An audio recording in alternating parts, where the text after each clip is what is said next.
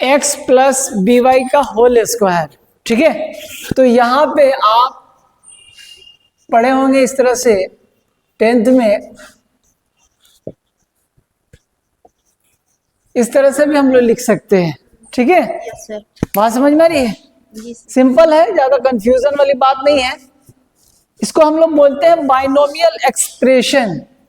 Binomial expression. Expression.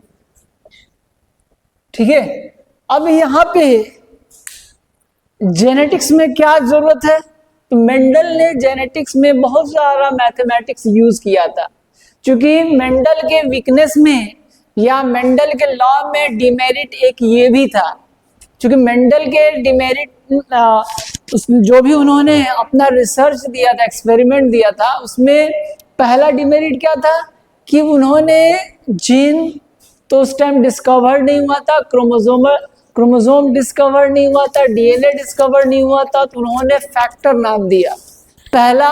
दूसरा कि gene वगैरह, जीन और क्रोमोसोम के बारे में उनको डिटेल नहीं पता था, डिस्कवर नहीं होने की वजह से। दूसरा क्या था कि उनके एक्सपेरिमेंट में ज्यादातर मैथमेटिक्स यूज था। ठीक है, तो बाइनोमियल एक्सप्रेशन में x प्लस बी वाई का होल स्क्वायर। अब यहाँ पे एक चीज हम लोग देखते हैं, जैसे मान लो कैपिटल टी स्मॉल टी। ठीक है, बात समझ रहे हैं?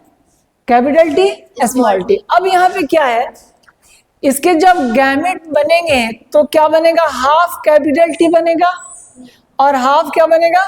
Small T. उसी को यहाँ पे पुट कर दिया गया है। ठीक है, अच्छा। बात समझ रहे हैं? उसी वैल्यू को यहाँ रख दिया गया है। बात समझ में नहीं है ना? अब इसको जब कैलकुलेशन करोगे तो आप ऐसे भी कैलकुलेशन कर सकते हो।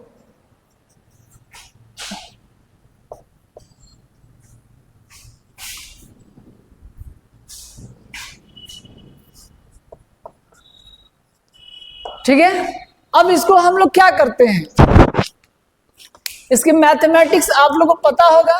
जैसे हम लोग a प्लस बी का होल स्क्वायर जो निकालते हैं तो क्या लिखते हैं? पहले ऐसे लिख देते हैं, और x प्लस इंटू एक्स ऐसे लिखते थे ना पहले 10th 7th में जो भी पढ़ते थे मैथ। अब हम लोग इसे क्या करते थे? a square B square 2ab। ये तो हम लोग नॉर्मल जानते हैं, लेकिन ये कैसे आ गया?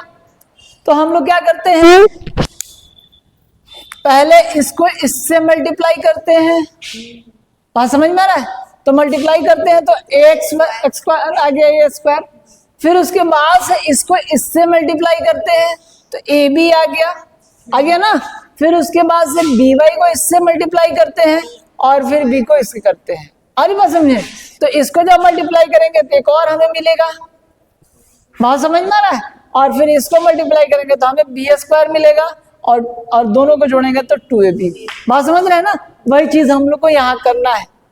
ठीक है, जब हम यहाँ करेंगे तो हमें देखो क्या मिलेगा, तो 1/4 हो जाएगा। इससे गुणा किया।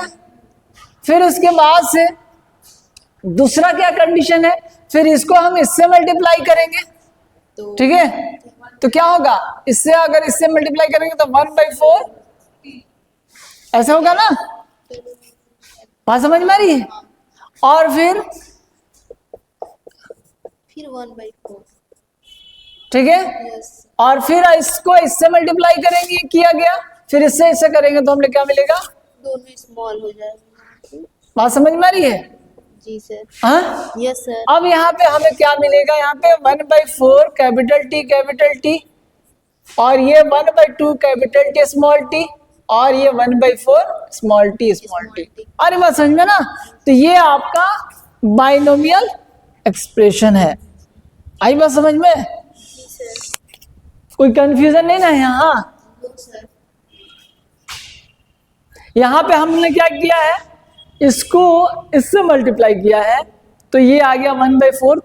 फिर इसको इससे किया है तो 1/, इस तरह से है। अरे बस है ना, सेम ये वाला कंडीशन मैंने किया है यहाँ पे।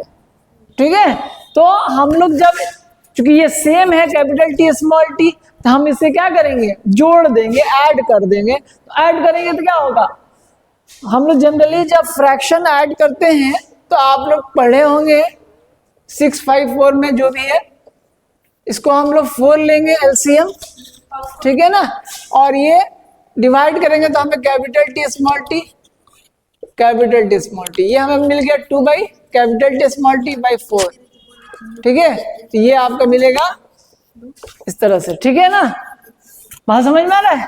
तो आप लोग मैथमेटिक्स भी अपना स्ट्रांग रखा करो, ठीक है, कोई कंफ्यूजन? नो सर, जो पढ़ाएंगे ना सिर्फ वही आ जाएगा, हम लोग सिर्फ पास में रहेगा जो, सिर्फ उससे।